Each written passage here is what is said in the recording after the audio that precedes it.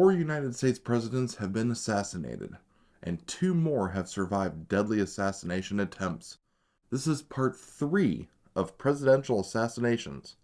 The survivors. Let's dig into this.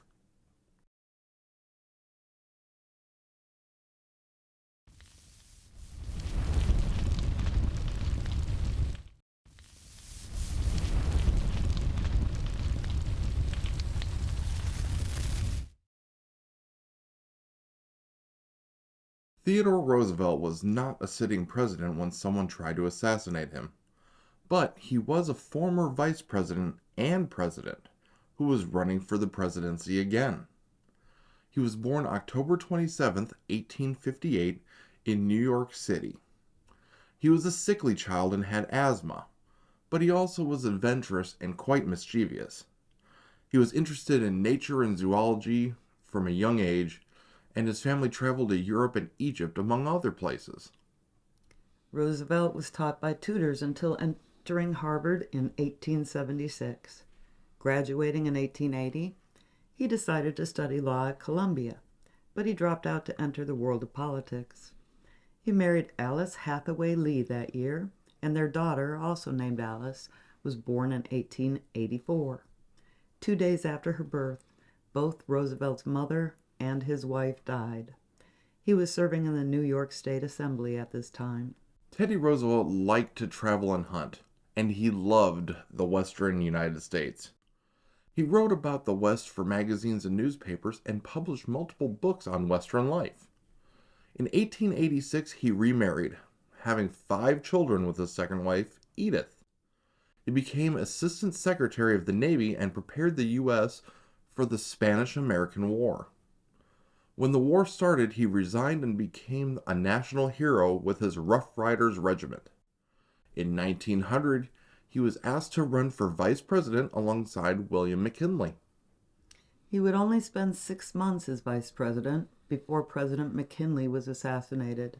He became the 26th president in 1901, and he won re-election in 1904. He did not run in 1908 because it was tradition, but not law, to only serve 2 terms. And he was confident that his hand-picked candidate, William Howard Taft, would continue the policies he had started. Taft didn't. Roosevelt was so upset by Taft's policies that he came out of retirement and formed a new political party, the National Progressive Party, to run against Taft and Woodrow Wilson. The party was known as the Bull Moose Party, after Roosevelt's nickname, the Bull Moose. He hit the campaign trail in 1912. Roosevelt traveled the country by train and gave speeches, and huge crowds came to hear him speak.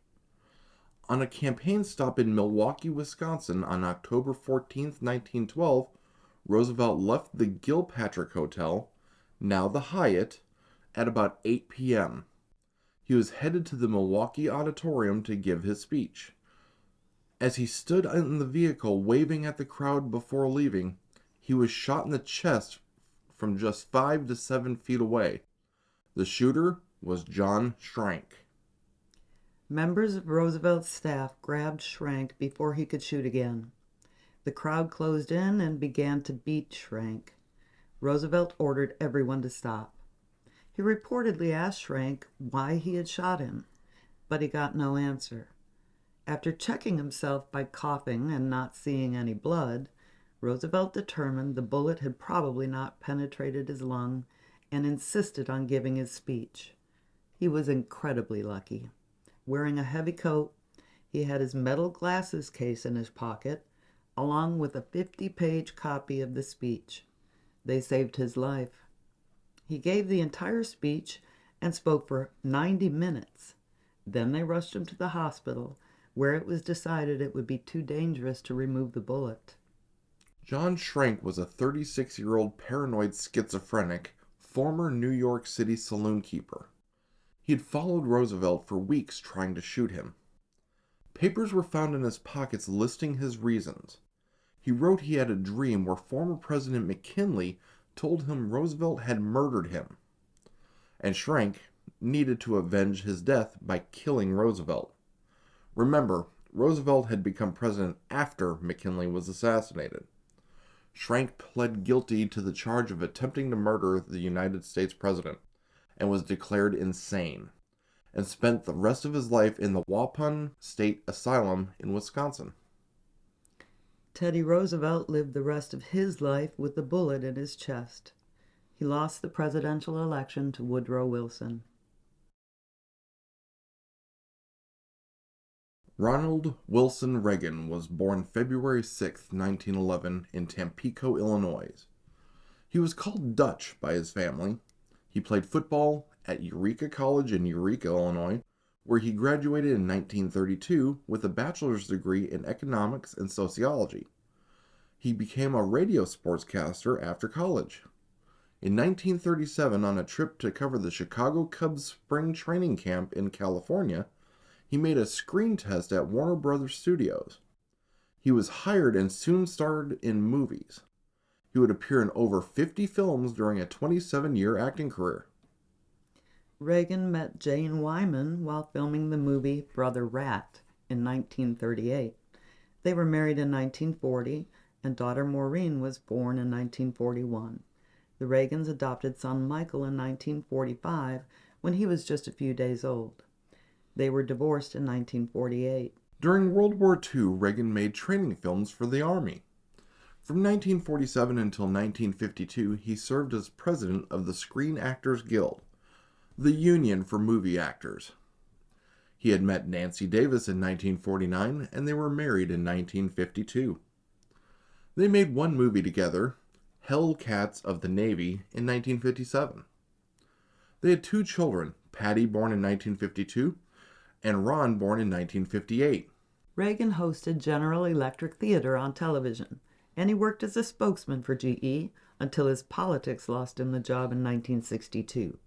He ran for California governor in 1966. His reputation as a good guy, his quick wit, and his amazing public speaking abilities made him very popular. He won by almost 1 million votes. He would serve as California governor from 1967 until 1975. In 1980, Reagan ran for president with George Bush as the vice presidential candidate. The incumbent, Jimmy Carter, had faced several crises, including inflation, gas shortages, and the Iran hostage crisis. The election was a landslide. Reagan and Bush won the Electoral College with 489 votes to Carter and Mondale's 49.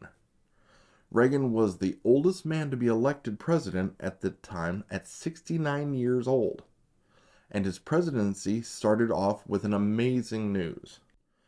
At the luncheon after the inauguration, it was announced that Iran had released the hostages it had held for 444 days. The future looked bright.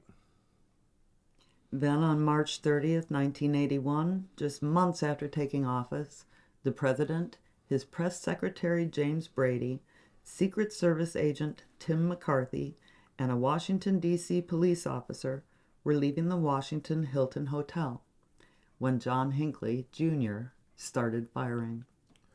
John Hinckley Jr. was born May 29, 1955, in Ardmore, Oklahoma. His family was wealthy, and he grew up in University Park, Texas. He attended Texas Tech University, but dropped out to try and become a songwriter in Los Angeles. He returned to his family home, by then located in Evergreen, Colorado, in 1976. He reportedly became obsessed with the 1976 film Taxi Driver and actress Jodie Foster. Eventually, he came up with a plan to assassinate the president to impress her. At 2:27 p.m. on March 30th, 1981, Hinckley fired 6 shots from a revolver at the presidential group leaving the Hilton Hotel. A bullet ricocheted off the president's limousine and hit Reagan in the chest.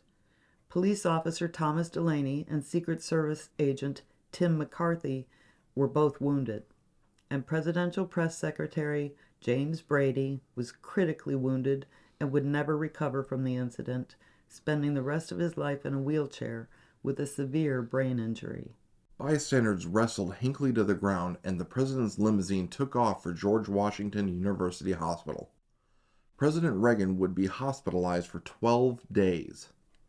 The bullet had punctured his lung and lodged just an inch from his heart.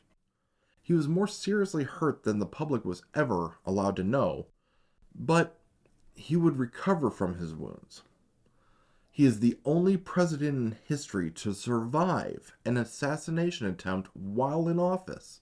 John Hinckley Jr. would be found not guilty of attempted murder by reason of insanity.